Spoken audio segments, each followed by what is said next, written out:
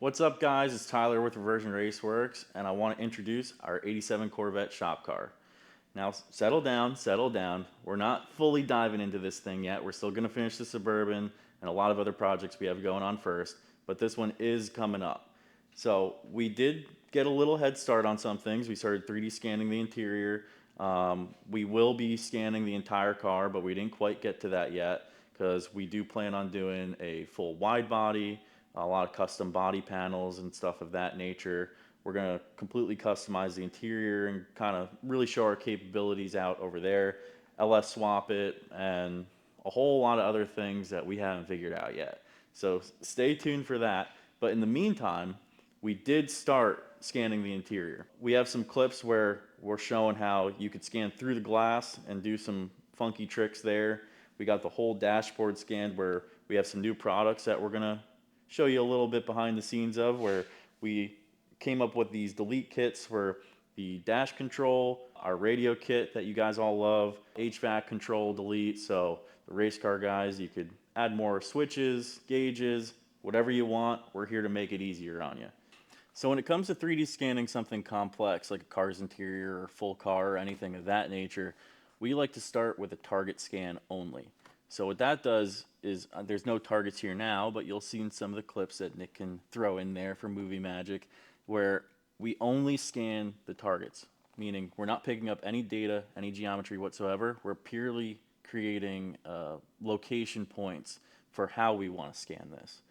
From there, we get that data, we create the target only scan, and we're able to import that into our next scan, which makes it easier for the scanner to keep track and not get lost. So that just makes a better scan, makes it a little more dimensionally accurate, and improves the process overall. From there, we start scanning, we spot spray our A-sub wherever is necessary to try to clean it up, make the scan come out a little bit nicer.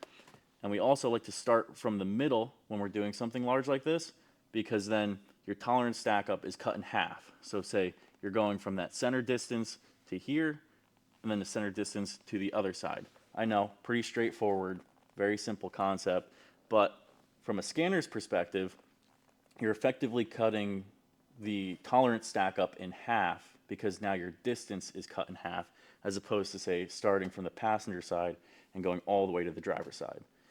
When it comes to that stuff, those little details, they just help get a little bit better scanner at the end of the day. Another difficult thing we had was scanning through the windshield. When it comes to the windshield, we really didn't know how that was going to come out, but honestly, it came out way better than we ever expected it to. We put a couple markers over on the glass, and we were able to get pretty much all the data we needed just going straight through that and not getting spray to cloud up the glass, and the scanner was able to still go through that. So after 3D scanning that whole interior, we wanted to start out with this center infotainment console, whatever you want to call this area in the car.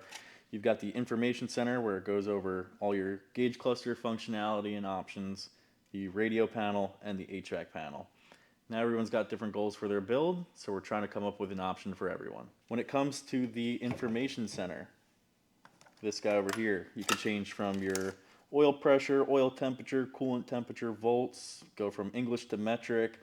Really, it's pretty cool that they had this kind of tech back then, plus with your check engine light and any other warning light you might have over here. Now, if you're running a factory ECU, you probably still want to keep that, but if you're not, it won't be working anymore. So that's why we came out with this. You have a replacement panel where we could do either blank if you just want no gauges or switches and you just want a clean deleted install. But we also made it where you could have one gauge, multiple gauges, multiple rockers, and basically make it do whatever you want. On top of that, we always offer custom solutions. Next, we have the HVAC. So I'm sure, as you guys know, not all these race car guys like to run air conditioning, maybe heat. I don't know, that's up to you. But we've got you covered because we have this panel. So again, you could just do a delete panel or your various rocker switches. And we can also adapt it to other custom solutions. Like, I don't know if you want to do vintage air or any other sort of air conditioning controller. So even if it's not on the website, we can still make it happen. And then the one I'm most excited about, especially on my car, is we're getting rid of single DIN head units. No more. These are so outdated. I don't know, these super cheap Pioneers, they lack a lot of functionality. So now we've got our single DIN, or 1.5 DIN, whatever you want to call it, radio kit, where we're using the factory mounting location. It's going to bolt in, no modification, just like you want it to. And now you get wireless, Apple CarPlay, Android Auto, a nice touchscreen, and all the creature comforts you could really want out of this thing. So it's a pretty nice upgrade. It looks like it's supposed to be there. It's right at home. And yeah, let's see what they look like in the car.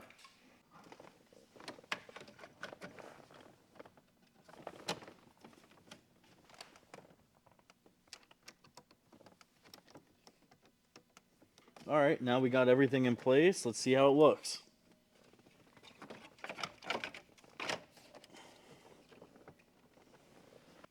Here's one of the many configurations that you could have with our center console kits coming together. Like here's our air-fuel ratio gauge, the rocker switches we were showing you before. Maybe we'll have to come up with something for the air vents for those guys deleting the air conditioning. But yeah, I think that radio looks right at home, and I'm excited to get these on the website for you. That about wraps up our introduction to the C4 Corvette lineup. Stay tuned for the Holly Dash, more interior production, as we get into 3D scanning the body and developing this wide body kit. There's plenty more to come. Stay tuned for next week's episode.